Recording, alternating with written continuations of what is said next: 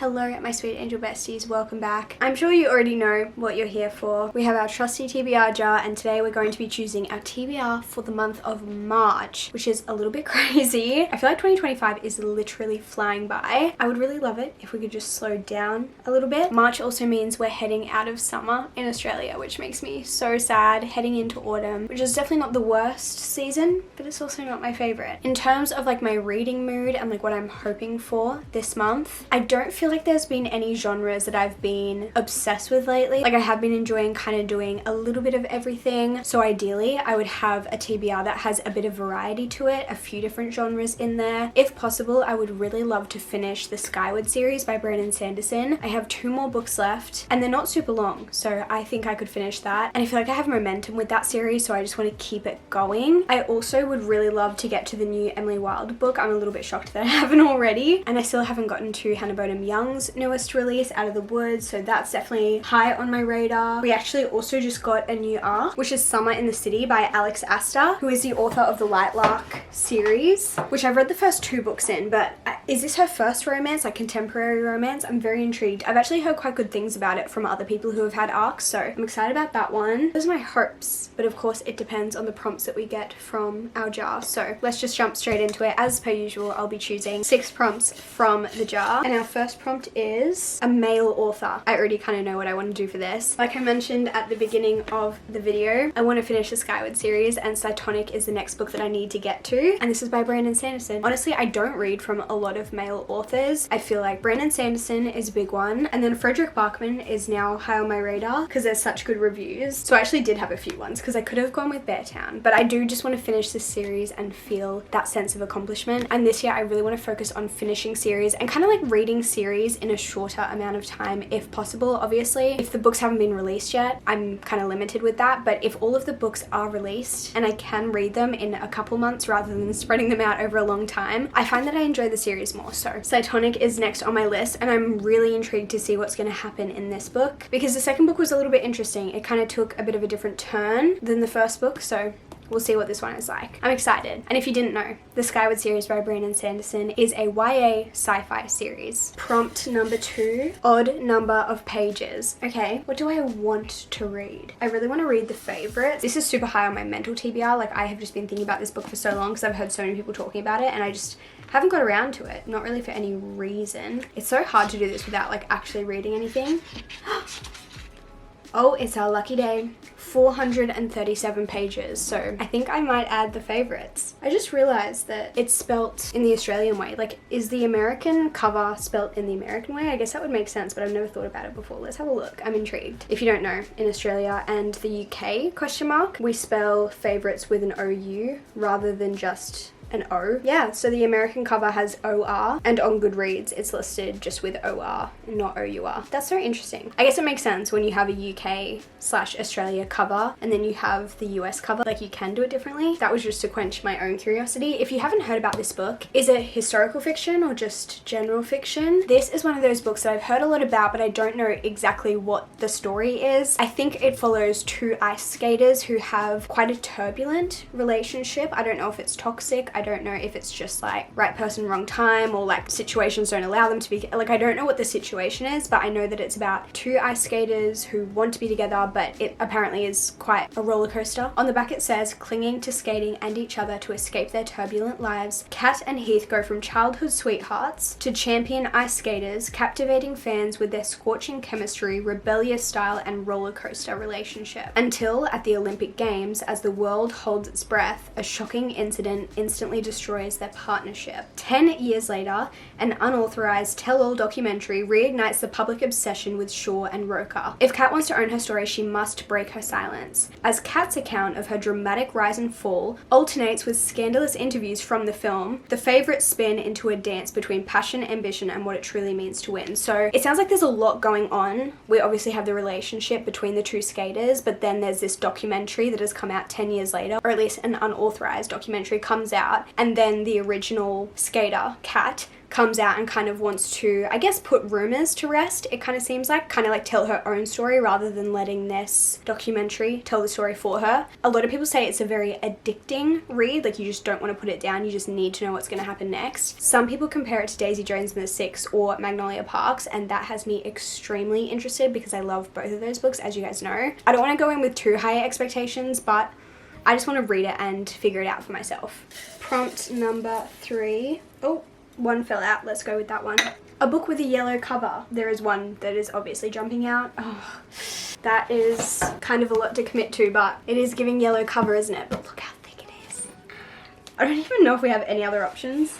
Like this one maybe, but I would argue that's red and pink and orange more than it is yellow, so I feel like I can't do that. Like there are other covers with yellow on them, but this is the most yellow book that I have. This is Glow of the Everflame by Penn Cole. I am really excited about this book, but I am just a little bit intimidated because she is thick.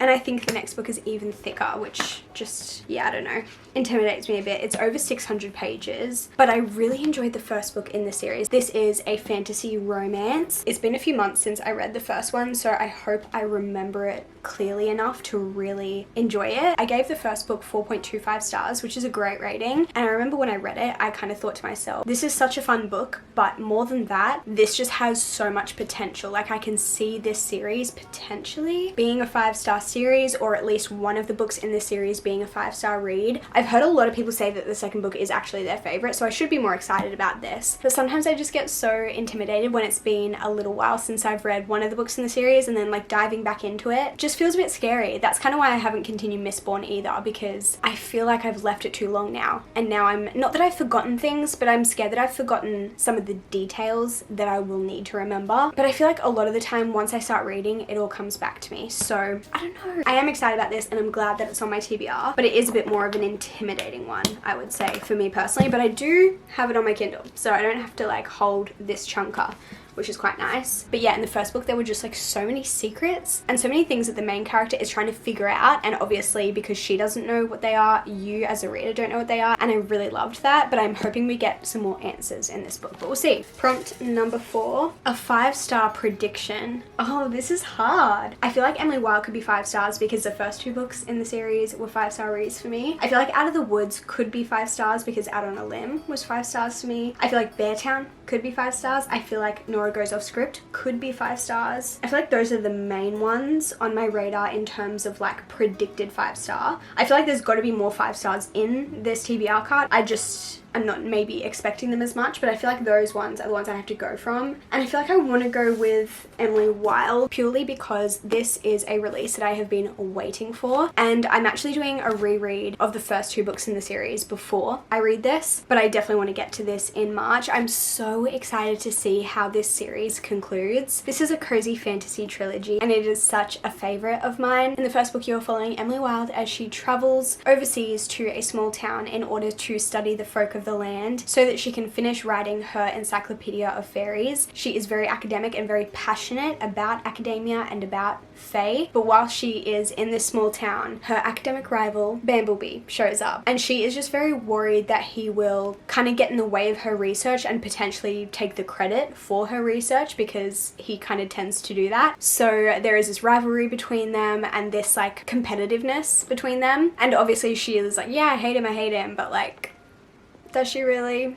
No. So that's the first book, and then you continue their story in the second book. And now I am very intrigued to see what the third book is, because I feel like the story is going to just take a bit of a different turn. Like it's just going to be a little bit different than the settings that maybe we've seen. Well, maybe we've seen them in the first 2 books, but I think we're going to see more of them in this book. So I'm really excited to read this, and can we just appreciate this cover because it is absolutely stunning. Moving on to prompt number 5.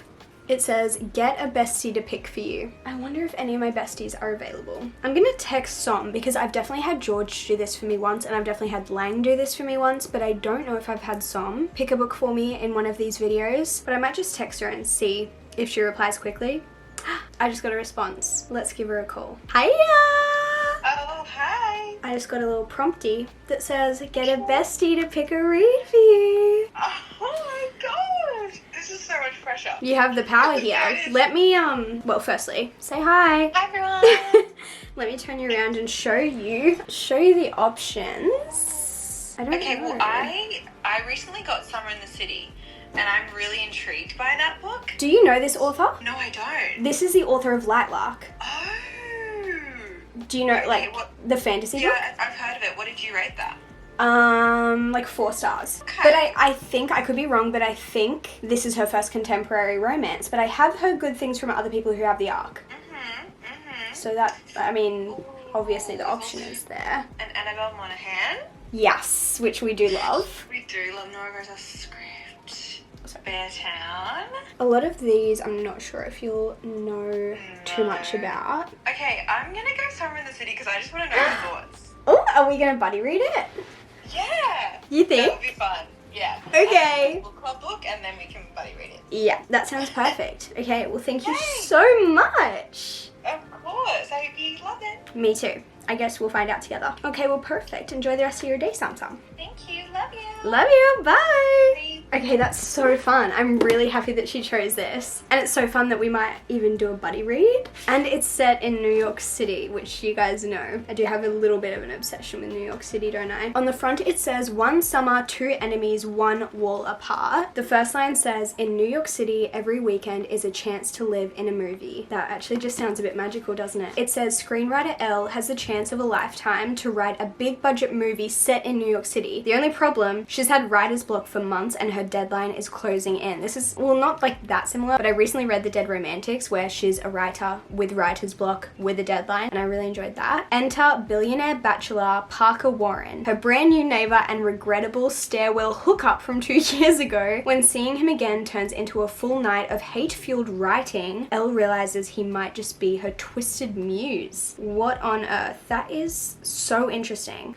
Wait, I think it might be fake dating too. This actually sounds really interesting. I'm so excited about this. So shout out Som. Last prompt for March is a book that involves a dog. Surely one of these involves a dog. I feel like Annabelle Monaghan could. I'm trying to read the first page to see if it mentions a dog. Okay, no mention of a dog in the first couple pages, but like she might have a dog, but I can't tell. Wait, does this couple have a dog? I don't remember if she has a dog. Is there a dog in Beartown? Again, it's so hard to tell unless it's like on the front cover or immediately mentioned on the blurb. I think I'm gonna have to pick another prompt. So pick me. I feel like I'm cheating, but Choose me. Love me. oh my gosh. There is literally a whole book about dogs right here. It literally has a dog on the cover, it has a dog on the spine. It's literally called Sit, Stay, Love. Like, it's obviously about a dog.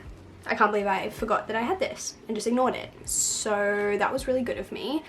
This may be one of the books that's been on my TBR the longest. I also had this on my TBR like a couple months ago, I think for January, and I didn't read it, obviously. I'm sure it's actually a really cute book. I have no idea why I have this like resistance towards this book. It says, an uplifting and heartwarming rom-com about a woman torn between managing a chaotic pet shelter, her mother's expectations, and 2 men nipping at her heels. Friends to lovers?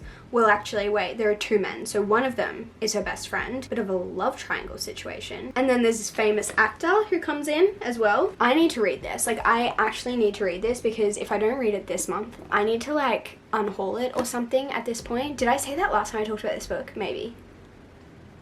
It's actually bad. Like, I actually need to read this. I am going to read this book in March. I, Rachel Catherine, will read Sit, Stay, Love during March, and if I do not, I will unhaul it. But I do want to read it. It looks really cute. I'm gonna read it. Okay, my friends, we have our 6 books, so let me reorganize and we will recap the books on my TBR for March. First up, we have Cytonic. We also have The Favourites, Glow of the Everflame, Emily Wilde's Compendium of Lost Tales, Summer in the City, and lastly we have Sit, Stay, Love. So obviously out of my physical TBR, these books are my priority, but there are also some new releases coming out in March that I am really excited for. I think the ones at the top of my list would be Cara Bastone's new book, I think it's called Promise Me Sunshine. I think that one comes out in March. We also have Wild Side by Elsie Silver coming out in March. And then I need to double check, but I think Cassandra Clare's new book also comes out. Let me see. Yes. Okay, so 4th of March 2025, The Rag Picker King is set to come out, according to Goodreads at least. You guys know how much I love Cassandra Clare. She's one of my favorite authors. And this will be the second book in the Chronicles of Castleline. I don't know how to say it. Castlane? The Chronicles of Castlane. The first book was Swordcatcher, and that one came out in 2023, I want to say. So it's been a little bit of time. I'm hoping I remember the world enough, but I would like to read this one as well. I enjoyed the first book. It wasn't like a top favorite, but it was quite good. So those are the new releases that are definitely high on my radar. But I guess I'll have to check in with you guys at the end of March to let you know what I actually ended up reading. We'll see if we did a good job with this TBR or not. You never know. Sometimes I read them all. Sometimes I read one. So we'll see. I'm honestly very happy about this TBR and I'm very excited about a lot of these books. So I think it'll be a pretty successful month, but we'll see. But I love you guys so much and I hope I'll see you in my next video very soon. Goodbye.